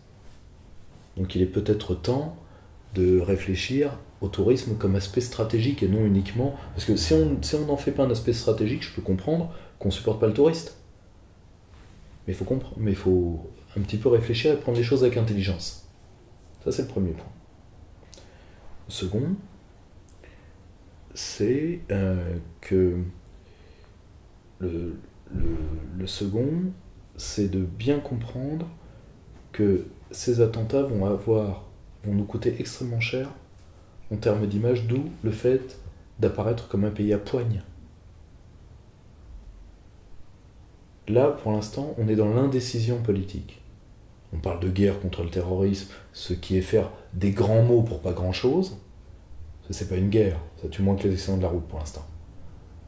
C'est une opération de police, mais qui doit être réelle. Et une opération de briser des couches de population qui soutiennent le terrorisme. Bon, parce que bon, quand vous avez, je crois, 35 000 tweets de soutien au terrorisme, quasiment tous issus des 15-24 ans, moi j'en parlais avec un diplomate d'un pays du Golfe qui est à plus de 90% musulman. Il me dit oui, mais il faut quand même trouver une place à ces populations. Je dis, il se comporterait chez moi comme il se comporterait chez toi comme il se comporterait chez moi. Avec les tweets d'appel au meurtre de ma population. Vous savez ce que ce diplomate m'a répondu? Nous, on les fait arrêter le lendemain, et puis après c'est cachot, après c'est le fouet. Dans la journée. J'ai dit, tu vois, d'un seul coup, tu deviens moins arrangeant, tu vois. Plus facile chez les autres. Or, voilà, il faut bien comprendre une chose, c'est que c'est un attentat qui a été provoqué pour nous prouver qu'il pouvait frapper n'importe où sur le territoire, d'où le fait de frapper dans un coin reculé. Donc, ça veut dire qu'il faut une prise de conscience des catholiques, qu'ils seront ciblés comme tels. 2, là encore, il faut de la protection interindividuelle. L'État ne peut pas tout faire. On ne peut pas sécuriser les 30 000 églises en France. C'est pas vrai. Pas possible. Donc là, pour le coup, il faut faire appel à de la défense civile. Et organiser ce réflexe de défense civile. Et c'est à l'État de l'organiser, sinon il se fera de lui-même. Et s'il se fait de lui-même, il y aura des bavures. Voilà. C'est ce qu'on pouvait dire c'est ce qu'on pouvait dire de cet été sanglant qui ne présage rien de bon. Un mot sur l'évacuation musclée qui a eu lieu au sein de l'église Saint-Rita par la On aurait aimé que l'imam de Brest soit attrapé de la même manière, tu vois. Non mais... Alors, attention, là encore, dans le délire de persécution d'une partie des catholiques, ils disent, vous voyez, la grande méchante République est venue... Non, c'est une application de direction de justice d'autres cathos contre vous. Le ministère de l'Intérieur était contre, à la base. Hein. La seule chose, c'est que bon, si vous voulez, on est dans un état où, quand il faut appliquer une décision de justice, la force publique n'a pas à le discuter. Ah, c'est tout. Or, c'est une association catholique gallicane, enfin, qui n'est gallicane que de nom, qui était le propriétaire de Saint-Rita, qui l'a vendu à un promoteur, et c'est eux qui ont envoyé les pauvres ouailles du courageux avec Tanoirne, et alors après on me dit les flics auraient pu être plus gentils que ça.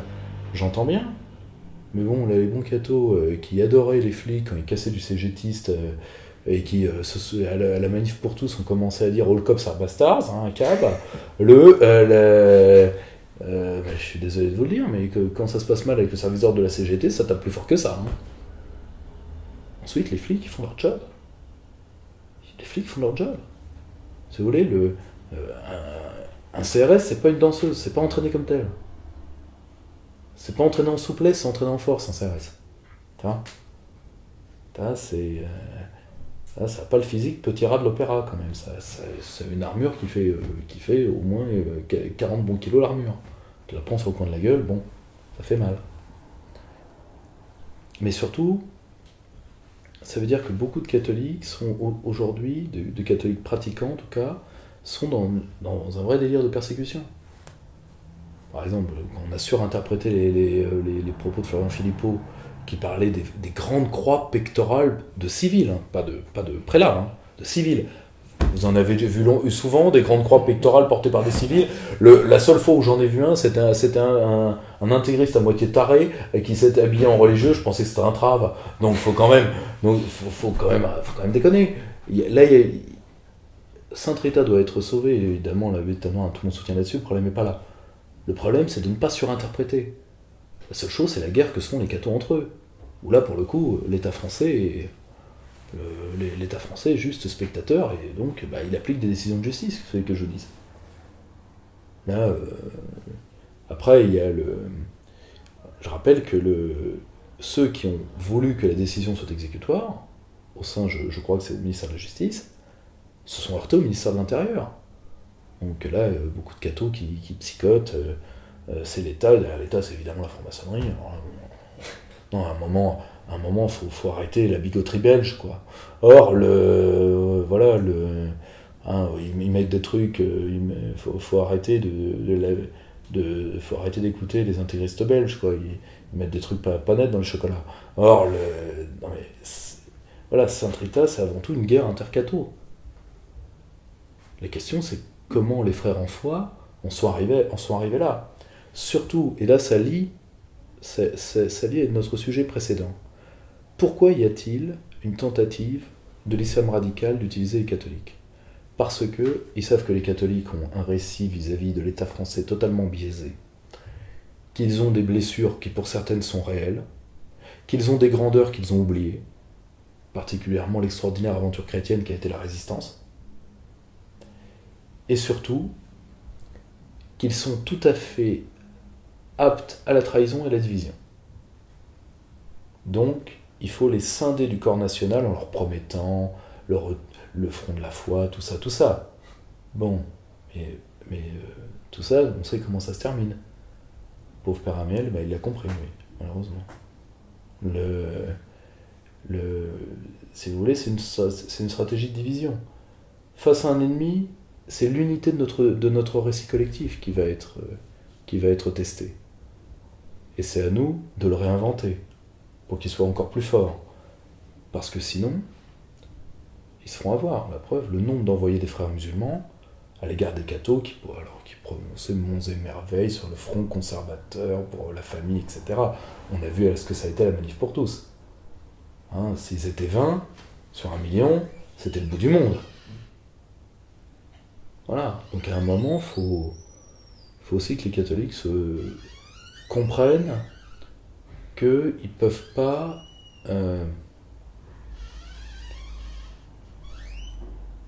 ils doivent résister à toutes les tentatives de frustration, mais ils sont, comme tout le monde, soumis à la critique. Moi, par exemple, j'ai reçu une question, on rappelait toujours pour un entretien, pourquoi vous êtes contre les catholiques? Non. Je suis pas contre les catholiques. Il y a beaucoup de Français qui soutiennent quelqu'un comme l'abbé Guillaume de Tonhorn, qui a presque une aussi mauvaise réputation que moi, pour vous dire. Donc, la seule chose, c'est que je pense que le problème identitaire des Français est lié au problème identitaire de l'Église, largement. Et quand les catholiques seront arrivés à résoudre, eux, et surtout l'Église, qui va poser un autre problème, leurs problèmes identitaires, les Français auront fait un grand pas en avant. C'est pour ça que des démarches comme celle de Guillaume de Tonhorn sont tellement précieuses. Le problème, c'est qu'elles sont très rares. Et de l'autre côté, on a le discours majoritaire de l'Église, qui est un discours anti-français, droit de l'homiste, vexatoire, et ça, pour le coup, l'affreux État français détesté n'y est pour rien. Voilà. Donc, faut remettre l'affaire Sainte-Rita dans les deux choses qu'elle est, c'est-à-dire c'est le symbole de la destruction de notre patrimoine culturel historique, et en même temps, c'est le symbole de la division des catholiques. Mais là, pour le coup, c'est pas du tout... Moi, j'y ai cru, au tout début. J'ai cru que c'était une action, parce qu'il y a une partie de la gauche coconne qui pense que parce qu'elle a peur, parce qu'elle veut à la fois la laïcité et le multiculturalisme, elle ne peut taper que sur les cathos. Bon. Moi j'ai cru que c'était un truc gouvernemental. En fait, pas du tout. C'est une application de décision de justice, liée à une association elle-même catholique. Autre sujet un peu bâtard avant de repasser à la politique lourde, le phénomène Pokémon Go. Qui a beaucoup le problème de Pokémon Go, il y a 3 problèmes. Premièrement, un problème d'abrutissement de masse. Mais je dis pas ça pour les gens qui y jouent, je dis juste que c'est quelque chose qui est censé produire de l'hébétude, et donc voler des heures de vie aux gens. Deuxièmement, un problème de transfert de données et une opération de renseignement. De toute façon, comme le disent les mecs de Facebook ou quand ils croisent un mec de la CIA, pourquoi vous faites chier, fouiner dans les données des gens? Nous, les gens, ils nous les donnent. Troisièmement, c'est quand même le capitalisme du vide. Ça, c'est terrifiant. En plus d'être quelque chose qui est dénué de création. J'entends sur un point. Pas le fait de réalité augmentée. La réalité augmentée, oui, mais la réalité augmentée, ça existait déjà il y a 20 ans. Maintenant, on a décidé de le faire. Mais la réalité augmentée, dans le sens où des jeunes gens qui ont aujourd'hui entre 25 et 30 ans se mettent à jouer à quelque chose qui est derrière quand ils étaient enfants ou adolescents. C'est-à-dire qu'on n'a pas fait évoluer le concept. On a repris en plus Pokémon qui est la déchéance du manga. On n'est pas dans le manga intelligent, on n'est pas Gundam Wing, City Hunter, tout ça. On est dans la déchéance du manga, c'est-à-dire le manga droit de l'homiste tout public. Le dessin animé d'abrutissement. Fait pour les fabricants de jeux vidéo, un peu comme Power Rangers c'était fait pour les marchands de jouets. C'est-à-dire, c'est vendre du cerveau disponible des enfants pour atteindre le portefeuille des parents. Voilà. Donc moi je trouve que c'est un phénomène inquiétant, particulièrement dans les transferts de données colossaux auxquels il a dû donner lieu. On repasse à la politique avec la fameuse loi travail sur laquelle vous étiez beaucoup revenu dans les entretiens précédents, qui est entrée en vigueur le 9 août. Est-ce qu'il n'y a pas une volonté qu'on retrouve souvent de faire passer certaines lois l'été quand les gens sont partis en vacances? C'est tellement plus simple. Rappelez-vous, le décrochage de l'Aurore, 15 août. C'est beaucoup plus simple. Regardez c'était quoi juridiquement parlant? C'était le truc très bizarre où il y avait sur l'immigration légale et illégale, c'était quoi? C'était une circulaire. Très bizarre. Tout ça, ça aide mieux l'été, tout comme les augmentations de taxes. C'est un truc habituel. À titre personnel, attention, je ne le critique pas tant que ça, je vais vous dire pourquoi. Je pense qu'il faut, dès qu'il y aura un gouvernement d'union nationale, décréter que toute chose qui puisse toucher les Français dans leurs conditions sociales et économiques soit toujours pris dans le calendrier normal des assemblées. Toutefois, je pense que vu tout ce qu'il y a à faire, toute la politique lourde fera que les premiers gouvernements nationaux ne prendront pas de vacances d'été pendant au moins 2 ou 3 ans. Et donc nous légiférons l'été, mais sur des dossiers renforcement diplomatique, industriel, sécurité intérieure, etc. Là pour le coup, ça va être assez terrible. Mais bon, si vous voulez, les signer, c'est pour en baver. Michel Debré dormait dans son bureau. Manuel Valls, il finit à 17h. Donc je pense pas que le poste de Premier ministre entre les années 60 et aujourd'hui soit devenu un poste light. Michel Debré dormait dans son bureau. Il va falloir mettre un peu de cœur à l'ouvrage. Voilà. Alors justement, on va parler de ceux qui dorment plutôt dans la rue, parce qu'on a appris qu'il y avait une augmentation de 50% du nombre de SDF en France sur les 3 dernières années. Chiffre assez inquiétant. C'est un chiffre terrifiant, mais c'est les premiers retours de l'austérité. Bravo. Alors là, pour le coup, il y a 2 choses à faire. Premièrement, je pense que les lois italiennes qui ont permis la création d'un groupe comme Casa Pound, c'est-à-dire que tout appartement vide peut être pris par un national du moment qu'il a ses papiers, je ne serais pas contre. Pourquoi ? Parce que ça leur donne un lieu. Qui dit un lieu, dit une définition, un sens et des habitudes. Se laver, etc. Pourquoi ? Parce que quand on perd les habitudes de vie individuelles et collectives, au bout de 2-3 ans, en tout cas d'après les travailleurs sociaux, c'est irrécupérable. Moi j'ai un de mes collègues, quelqu'un de très très gentil, qui a vécu 3 ans dans la rue. C'était d'il y a 20 ans, 25 ans. Ça se voit encore. Il y a le fait d'avoir toujours toutes ses affaires dans un sac à ses pieds. Par peur, quelque chose comme ça. J'ai pu rencontrer des gens qui ont vécu ça. Puis je travaille à côté d'un homme qui a vécu ça. Donc, et surtout, le gros problème, c'est qu'on réserve les aides à ça aux migrants. Moi, si vous voulez, j'ai du mal à comprendre la logique de l'opposition à la préférence nationale. Bon, moi, ça a toujours été un problème pour moi intellectuel.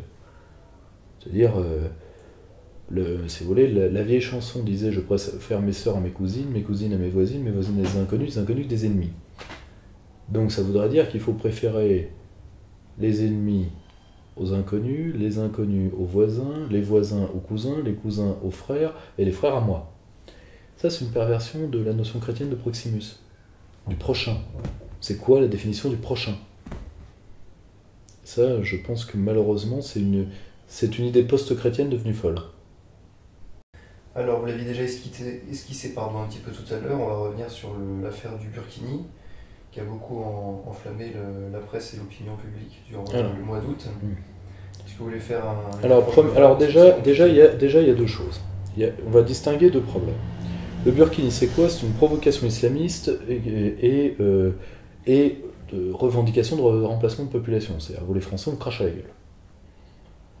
Dans le même temps, vous avez eu une tentative de lynchage d'une pauvre nana qui jouait à la raquette avec ses enfants, elle a été seins nus. Alors, au passage, tous les pudibons qui commencent lourdement à me faire chier, Ah oui, juste je rajoute un truc, il faudra qu'on revienne sur la loi Jospin qui interdit toute activité politique et associative aux étrangers sur le sol. Ça évitera les sous-agents de la sécurité algérienne qui se font appeler indigènes, et ça évitera les bigots belges, tu vois, de goûter déjà à Escada. Tu vois, donc j'en ai un peu marre de la politique faite par des immigrés dans mon pays, tu vois, un petit peu marre. Donc premièrement, Je rappelle tout de même que nous sommes un pays qui a toujours mis en avant le corps des femmes. Bonjour. Ça vient de nos racines celtes, ça vient de nos racines grecques. Ensuite, voir ce que c'est un statuaire grec. Quant à certains cathos, je pense qu'une petite visite et surtout une petite après-midi à zioter le plafond de la chapelle Sixtine devrait leur servir à quelque chose. Au passage, un point sur la censure religieuse telle que les chrétiens l'ont pratiquée. Ça aussi, c'est un vrai problème, le retour de la pudibonderie dans certains rangs catholiques nationaux. C'est un problème de protestantisation, en fait. Un jeune intellectuel catholique qu'on est en train tous de lancer, parce qu'il est particulièrement brillant, Jérémy-Marie Pichon, l'explique particulièrement bien. C'était quoi la censure catholique à la Renaissance? La Renaissance, c'est quoi? C'est que des femmes à poil, si t'as bien regardé. C'était la censure par le talent. C'est-à-dire, au-dessus d'un certain niveau, on ne censure plus. Mais il faut arriver au niveau. C'est la censure par le talent. C'est-à-dire, c'est pas parce que c'était obscène, c'est parce que c'est mauvais. Tu comprends? Or, cette haine du corps, elle est certainement dans le christianisme. Mais il ne faut pas oublier que le christianisme n'était plus à ce moment-là, et depuis longtemps, la religion du désert. Parce qu'on l'avait celtisé, paganisé, le culte des saints, c'est purement païen. On l'avait redressé, la religion d'Orient. De toute façon, sinon, on l'aurait recraché. Déjà, les Romains avaient largement commencé. Il est quand même revenu dans les fourgons de l'armée romaine. Donc, or, cette pudibonderie, elle est strictement protestante. Et surtout, elle ne comprend pas. Alors, elle s'attaque particulièrement à la pornographie. Premièrement, elle ne comprend pas qu'il y a de la pornographie intelligente, qui est typique le film L'Empire des Sens, un film magnifique, jusqu'où les sentiments peuvent aller. Mais deuxièmement, elle ne se rend pas compte que la pornographie n'est pas faite pour faire de la débauche. Elle est faite pour faire d'un acte gratuit qu'un acte sexuel, un acte payant et virtuel. En réalité, ce que le puritain ne comprend pas de la pornographie, c'est que la pornographie sert les mêmes objectifs que lui, c'est-à-dire la police de braguette. La normalisation du désir sexuel, et surtout, le fait que le désir sexuel devient purement virtuel et donc payant. Et lui, il veut s'opposer à ça, tout en maintenant la police des mœurs. Crétin.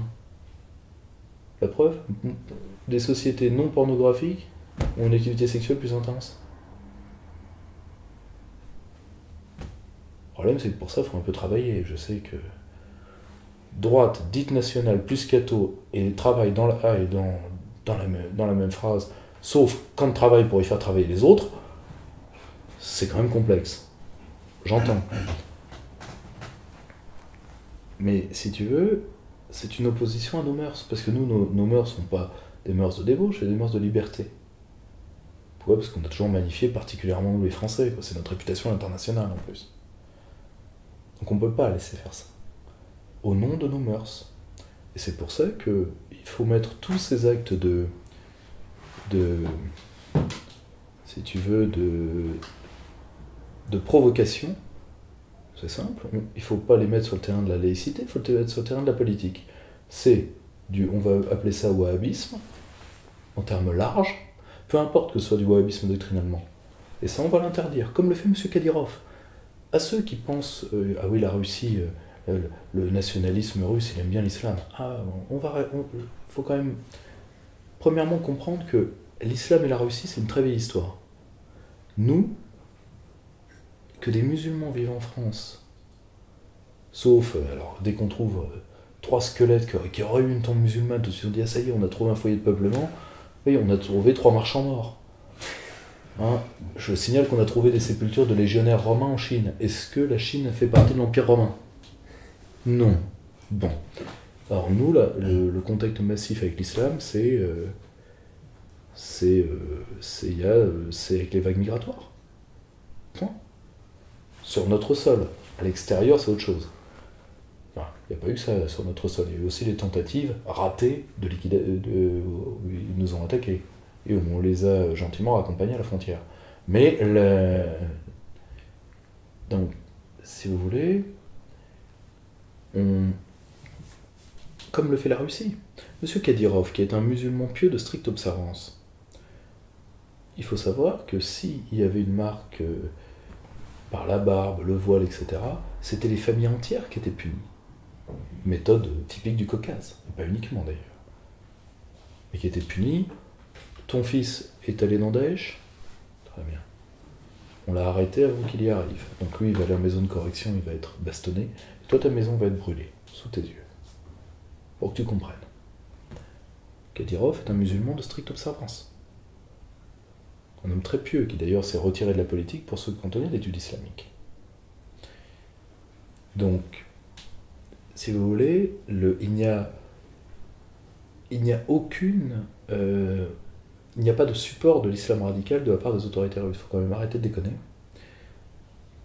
Et ce faisant, nous devons refuser, au nom de la protection de nos mœurs et de nos lois, tous ces comportements qui sont en réalité une sorte de conquête en peau de panthère. C'est-à-dire, on vous fait ça d'abord, ensuite on va privatiser les plages, ce qu'ils ont tenté de faire en Corse. Bon, manque de peau, ils sont tombés... les Corses ont réagi comme ce qu'ils sont, c'est-à-dire des mecs à qui il faut pas essayer de chier dans les bottes. Ils sont défendus. Mais d'abord, ils marquent l'espace public, ensuite ils privatisent l'espace public et ils en expulsent les autres. Allez sur une plage britannique, près de quartiers fortement islamisés. Vous allez comprendre tout de suite. Vous cherchez le petit anglais. Ils ont été expulsés. Bon, nous on refuse ça. Alors vous me direz, il y a ceux qui disent on va faire du communautarisme. Très bien, ok. Si la communauté largement encore majoritaire, qui est la communauté française de souche, se communautarise au sens, ça dépend sur quelle base. Si on fait un communautarisme national, c'est-à-dire que toutes les personnes qui sont dans un objet d'intégration à ce qu'est la France, et qu'on se referme sur ces gens-là, c'est-à-dire sur la population utile au pays. Pourquoi pas? Ça, c'est pas du communautarisme. C'est de l'exclusion du lumpenprolétariat. Tout corps social fonctionne comme ça. Si on fait du communautarisme blanc, alors là, c'est très simple. Tous les pays communautaristes qu'admirent ceux qui veulent faire du communautarisme vivent tous sur la non-communautarisation de la population souche qui tient la neutralité de l'État. La Russie, la Grande-Bretagne, les États-Unis. 3 grands pays proches de nous à gestion communautaire ne laissent pas leur population de souche maîtresse, c'est-à-dire celle qui tient les institutions, se communautariser. Sinon, c'est la guerre civile. Autant, et attention, qu'on ne me fasse pas dire ce que j'ai pas dit. La guerre civile est le pire de tous les maux, mais le chantage à la guerre civile doit être évité aussi. Parce que moi, quand j'entends de plus en plus de gens dans le camp national qui parlent comme Edwy Plenel au pire ou comme Askolovitch au mieux, je me pose des questions. Parce que quand je vois que les nationaux disparaissent du discours des tenants du courant national, je suis un peu inquiet. Quand est-ce qu'on parle au peuple? Quand est-ce qu'on parle aux 40 millions de Français de la diagonale du vide? 40 millions, j'ai dit. Hein. Je me pose des questions sur ce qu'une partie du camp national est en train de faire, à ce niveau-là. Et en réalité, le Burkini, c'est en soi pas grand-chose. C'est juste que c'est l'offensive de la visibilité de l'islam radical, qui est une offensive politique qui doit être matée. Sur le théâtre de la laïcité, ça c'est vraiment une affaire d'ordre public. Sur le théâtre de la laïcité stricte, oui, je dirais même plus qu'une loi pour interdire les signes religieux sensibles dans la rue, il faut surtout faire en sorte que les lieux de vie en commun, type université, comme d'ailleurs le Régis Debois l'illustre très bien dans la laïcité mode d'emploi, un tribunal administratif d'appel avait soumis au Conseil d'État un considérant dans une décision visant à faire que les lieux de contact en commun, garderies, centres de vacances, entreprises, soient soumises à la laïcité au nom de la défense de la chose publique. Et donc du vivre ensemble. Bon, je préfère la notion de chose publique qui est quand même infiniment plus grande, infiniment plus subtile que vivre ensemble, qui est quand même la philosophie politique à la portée des neuneux. Mais À la portée d'Édouard Louis. Elle a porté d'Édouard Louis et de son bois magique. Or, mais bon, gentil garçon. Mais voilà. Il faut avant tout voir ça sur une affaire d'ordre public et sur un ordre politique. Ensuite, on pourra retravailler la question de la laïcité, mais là encore, moi je suis beaucoup plus gallican que laïque. C'est-à-dire qu'il faut une laïcité cultuelle et non culturelle, et une prééminence culturelle à la culture chrétienne, oui, c'est évident. C'est évident. C'est évident.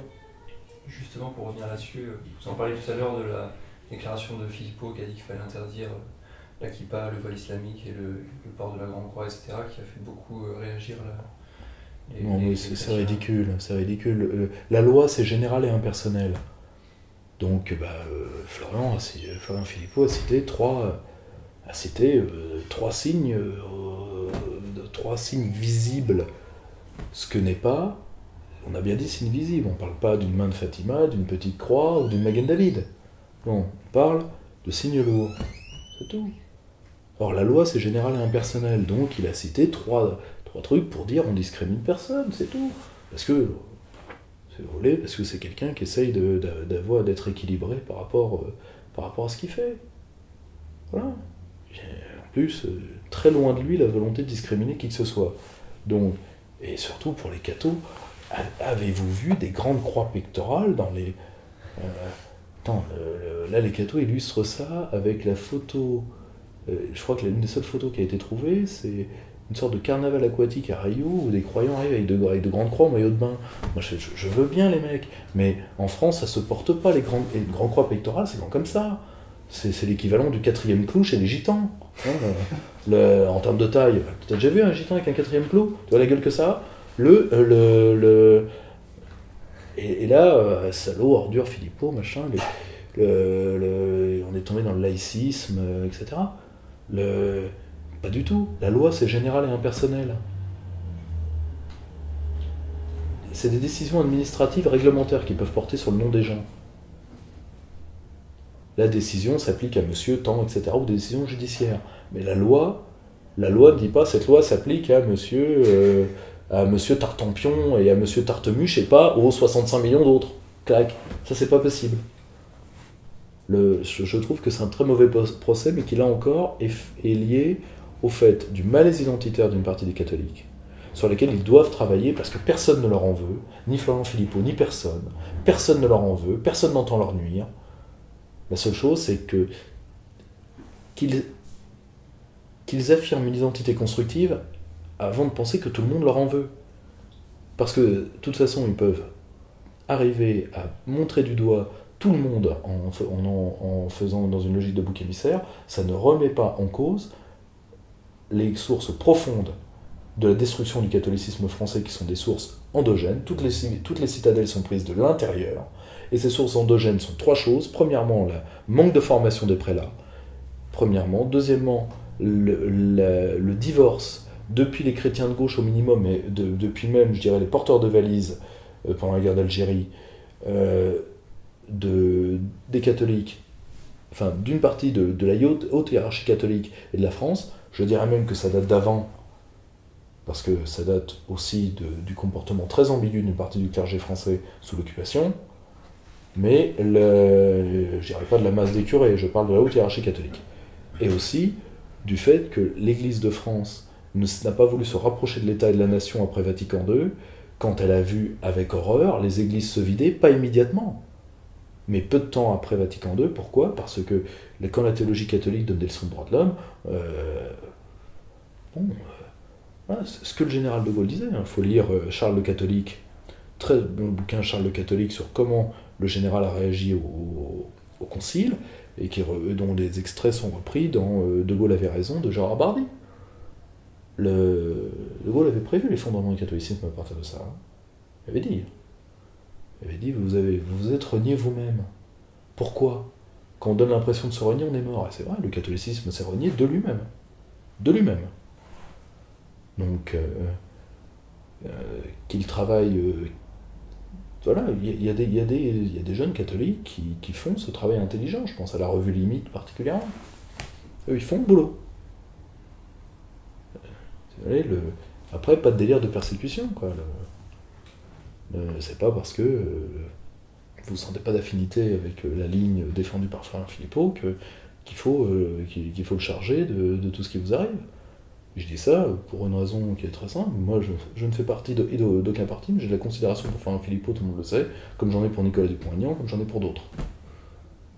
Mais pour moi, c'est avant tout, ça dénote une hystérie identitaire, alors que si les catholiques veulent s'en sortir, il faut déjà qu'ils retournent au savoir chrétien, parce que moi, ce que je vois, c'est l'effondrement de la connaissance de leur foi des jeunes catholiques. Ça m'effraie. C'est leur protestantisation de plus en plus lourde. C'est bon, quand on voit des jeunes cathos vous parler de créationnisme, le créationnisme, c'est pas catholique. Et troisièmement, à force de ne pas travailler, ils se font avoir par tous les pièges, par exemple le dialogue islamo-crétin. Et il dit oui, mais on peut parler quand même, parce que eux, ils ont donné une place à Issa c'est le Christ. Pas du tout. Issa n'a pas été crucifié. Les chrétiens sont des falsificateurs parce qu'ils ont inventé la crucifixion. Dieu ne l'a pas permis à envoyer quelqu'un être crucifié à sa place. Or, ce qui fait le Christ, c'est sa mort sur la croix et sa résurrection. Est-ce que vous comprenez que les bases du dialogue interreligieux sont faussées parce que pour les uns, les autres sont des falsificateurs de textes? Et au passage, ça veut dire qu'il faut bien connaître aussi la théologie musulmane. C'est là où je fais une petite parenthèse bibliographique. Intéressez-vous aux œuvres de René Marchand, de la regrettée Anne-Marie Delcambre, des époux Urvois, ouvrage très, très technique, très dur. L'action psychologique dans le Coran, faut vouloir. Et ça, c'est plus pour ceux qui veulent se pencher sur le chiisme, de Christian Jambet. Donc, parce qu'on a quand même une bonne école d'islamologie, il faut quand même bien le comprendre. Voilà. Alors, on va revenir à la politique un peu politicienne avec plusieurs sondages. Le premier qui a été sorti par Le Point, qui montre que Dominique Strauss-Kahn remonte en flèche apparemment dans les sondages. Je crois que c'est 37%, enfin un peu moins de 40% de Français qui le voient comme un bon candidat. Ouais, tant qu'à se faire baiser, autant demander à un professionnel. Il y a un autre sondage réalisé par Ipsos à la demande, je crois, de Cambadélis, dont les résultats ont été publiés que très récemment, parce qu'ils voulaient garder le résultat secret, parce qu'en fait le résultat leur a pas plu. Arnaud Montebourg était donné gagnant de la primaire au deuxième tour face à n'importe qui, Valls, Macron, Hollande. Donc maintenant, Cambadélis dit que ça l'étonne beaucoup ce résultat, etc. Oui, enfin, Camba, extraordinaire Camba, c'est quand même l'homme qui a dit qu'on parlait de l'islam pour pas parler de la victoire du gouvernement sur le front du chômage. C'est là où tu vois la formation trotskiste aussi. Hein, tu vois, c'est le truc, tu peux dire n'importe quelle connerie, et puis tu te sens en plus, tu vois, un Koskas. En plus, lui, mon Dieu. Donc, la déchéance du lambertisme. Or, en réalité, je pense qu'il y a un côté leurre là-dedans. Je sais pas pourquoi. L'avantage de faire monter Montebourg, l'ancien patron d'Habitat, Fouquier-Tinville d'arrière-salle de bar littéraire, c'est que ça emmerde Mélenchon. Or, la cible de tout ça, c'est Mélenchon. Parce que Montebourg va ramener dans le circuit de la primaire une partie des gens qui allaient voter vers Méluche. Pourquoi ? Parce qu'il faudrait pas que Méluche envoie Hollande, parce que c'est Hollande qui sortira de la primaire certainement, ou qu'on voit un vrai candidat PS. Quand je dis vrai candidat PS, c'est tamponné, tu vois, légal, tu vois, européiste, tout ça, tatoué, tout ça, hein, tu vois, sur une tranche de pain complet, tu vois. Libéral, européiste, non socialiste, hein, comme dirait l'ami Macron qui est allé chez le Vicomte pour prouver qu'il peut serrer la main de De Villiers parce qu'il faut faire ce grand gouvernement central. Parce que le problème, il est là, c'est toujours ça. C'est le grand gouvernement central à venir. Donc, il faut ramener une partie des ouailles au bercail parce que Mélenchon est hors de contrôle. Pas hors de contrôle sur ses lubies, l'immigration, la laïcité. il a été battu, hein, parce qu'à Cisco, il y avait Boniface Decrès qui a dit qu'il allait avoir une ratonnade. Alors que la ratonnade en question, c'est des mecs qui sont venus ratonner des Corses et qui se sont fait. Et les Corses se sont défendus, manque de peau, c'est eux qui ont gagné. Hein, mais bon, voilà, Boniface, quoi, c'est au niveau de Boniface. Or,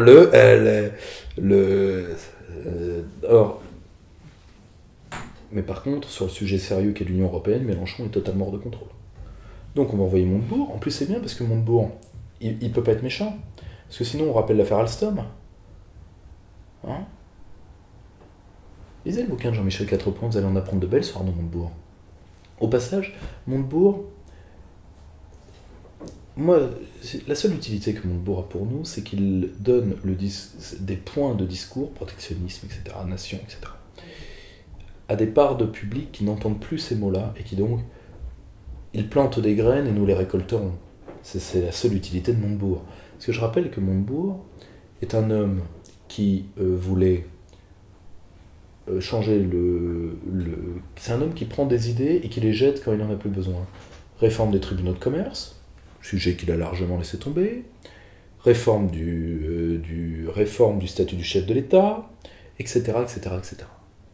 Et protectionnisme, ne vous inquiétez pas, le Montebourg de 2022 vous dira autre chose. Hein. Il n'y a pas de problème. Mais franchement, la vraie cible, c'est Mélenchon, parce que Montebourg est contrôlable entièrement. Imaginons qu'il sorte premier.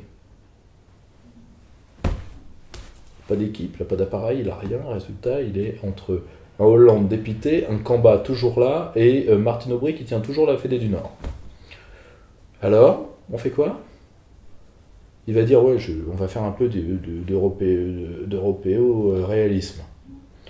Il y a Hollande qui tire une gueule, l'état-major socialiste qui dit non, et puis point barre. D'un certain côté, ce qui pourrait lui arriver de pire à Montebourg. PS, un parti vérolé européiste jusqu'à la trogne. Ils vont l'utiliser après, comme disait le regretté roi Sihanouk, face aux Khmers rouges. Après, il disait les Khmers rouges me jetteront comme un noyau de cerise. Mais Montebourg sera un noyau de cerise. Point barre. Après, il retournera à Habitat ou autre chose. Là où finissent les noyaux de cerise. Avec quand même un petit filet de sécurité, quand même. Hein. Alors, primaire à droite aussi maintenant, pour la première fois cette année, on a eu l'officialisation de la campagne de Nicolas Sarkozy. Oh la vache! Alain Juppé qui a déclaré récemment qu'il était, je cite, l'homme de la situation. Ouais. Est-ce que vous avez comme au Canada. Je dis que ça y est,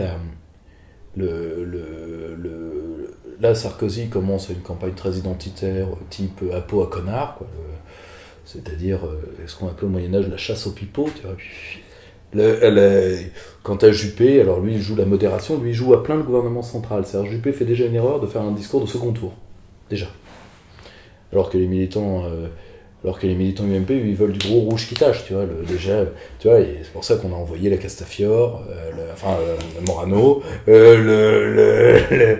vois, on a envoyé toute la bande, tu vois. Donc si tu veux, qui va gagner, j'en sais rien. Le pire pour la France, ce serait le duo Juppé-Le Maire. Juppé-Bayrou-Le Maire. Alors là c'est open bar. Bayrou, vous me direz... des Juppé, je crois. Oui, mais est-ce que le poil de Bérouston, tu vois, à moi de poser les questions, tu vois. Bérou, c'est l'anti-France, hein. Il faut quand même s'en rendre compte. La seule chose, c'est que, voilà, il préfère que Juppé monte haut pour que Bérou ait enfin une chance, parce que sinon il restera maire de Pau toute sa vie. Encore, sous le général de Gaulle, il aurait été dans un module spécialisé pour les bègues apprenant la grammaire. Parce qu'à la base, c'est ça, c'est un bègue agrégé de grammaire. Tu vois, toutes mes félicitations, tu vois. Mais, donc, si tu veux, Bayrou, ça c'est le pire, mais d'un côté, Sarkozy a pris qui comme PM potentiel? Barouin. Et ça, c'est une catastrophe, parce que Barouin, comme anti-France, déjà le discours identitaire de Sarkozy a un biais énorme, parce que Barouin, c'est simple, c'est le seul homme politique de droite qui a toujours été dans le sens de Taubira. Donc, je sais qu'il y a une passion du cocufiage dans la base de l'électorat de l'ex-UMP. C'est des gens, comme disaient les anciens électeurs de Bernard Tapie, je l'aime bien parce qu'il m'a bien baisé quand même.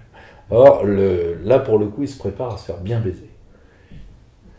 Au passage, je remarque que les candidatures qu'il n'y a pas eu pour l'instant, parce que les candidatures à la primaire ne sont pas encore lancées, il faut encore des parrainages d'élus et de membres. Donc il y a des tas de gens qui ne les auront pas. Je pense à Jacques Millard. Poisson, lui, il l'a de droit. Parce que le PCD est un courant rattaché à l'UMP. Donc il l'a de droit. Je pense que Guénaud ne les aura pas. Et ce que j'espère, c'est que tous ces gens-là n'iront pas faire le tapin pour Sarkozy. Justement, il y a un internaute qui voulait vous demander ce que vous pensiez d'Henri Guénaud. Henri Guénaud est un homme particulièrement brillant. Et l'intelligence, ça donne des devoirs, plus que des droits. Comme on disait de Brasillac, et attention, je ne compare pas les deux personnages. Hein. Henri Guénaud vaut infiniment mieux que ce que valait Brasillac. Mais on disait oui, mais on peut pas le fusiller pour ce qu'il a fait, il a quand même beaucoup de talent, oui, mais ça lui donnait d'autant plus de responsabilités. Or, l'intelligence, ça donne des responsabilités. Je peux tout à fait comprendre qu'un homme intelligent comme Guénaud ait pu penser, influencer la machine européano-atlantiste qu'était l'UMP. Je peux tout à fait le comprendre. Pourquoi ? Parce que sinon on reste toujours sur le banc de touche et dans l'opposition, c'est lourd. Ou alors on fait de l'opposition politique, mais vu l'état de l'opposition politique en France et le degré de sa structuration, je peux comprendre que Guénaud ait préféré jouer sa chance plutôt dans le système qu'hors du système. Le problème, c'est qu'il a échoué. Donc j'ai rien contre Henri Guénaud, la seule chose, qu'on a l'intelligence qu'il a. Parce que Dieu sait que c'est un homme intelligent. Mais c'est un homme qui doit se sentir très seul, parce que bon, intelligent comme il est, dans les rangs des Républicains, je sais pas, parler de philosophie politique, Le Maire qui n'a pas une idée, Morano dont un mot à plus de 3 syllabes commence déjà à devenir une difficulté insurmontable. Non mais voilà, je me plains de Millard, c'est un mec intelligent. Poisson, un mec intelligent, un docteur en philo, Poisson. Mais la seule chose, c'est tous ces gens-là, malheureusement, du fait aussi de leur désunion, ne pèseront pas ce qu'ils devraient peser. Et ça me fait peur. Parce qu'en face, il y a la Ligue de la Terre, quoi. Il y a une KM, il y a le maire, il y a...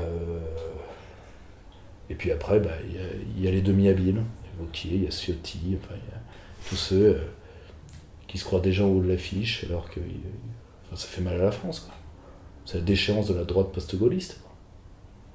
Alors en parlant de déchéance, on a eu quand même une belle série de déclarations estivales. Je crois que vous en avez déjà défloré 2. Macron au Puy du Fou, je ne suis pas socialiste, vous en parliez tout à l'heure. Celle de Cambadélis.